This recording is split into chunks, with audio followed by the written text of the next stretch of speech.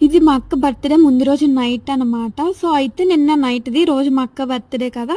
So, అయితే నేను ఇంకా విష్ చేద్దాం కదా 12కి అలాగని చెప్పి లేచున్నా. నాకదేం పెద్ద ఫ్యాంటసీ అయితే కాదు. జస్ట్ అదొక సాటిస్ఫాక్షన్. సరేలే లేచుందాం కదా! అలాగని చెప్పి మూవీ అయితే స్టార్ట్ చేశా. మూవీ స్టార్ట్ చేయగానే నాకైతే నిద్ర గూడా స్టార్ట్ అయింది.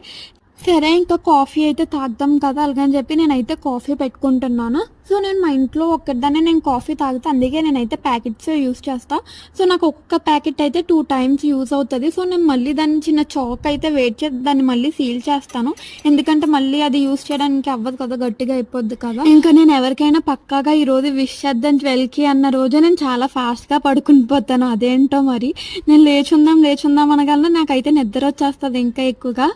ఇంక నేనైతే అలా నా కాఫీ అయితే ప్రిపేర్ చేసుకొని నేనైతే ఎళ్లి మళ్ళీ మూవీ స్టార్ట్ చేశాను. ఇంక అలా మూవీ చూస్తూ ఉన్నా. సో, నేను మా అక్కకి విష్ చేశానో లేదో తెలియాలంటే వెయిట్ ఫర్ నెక్స్ట్ షాట్.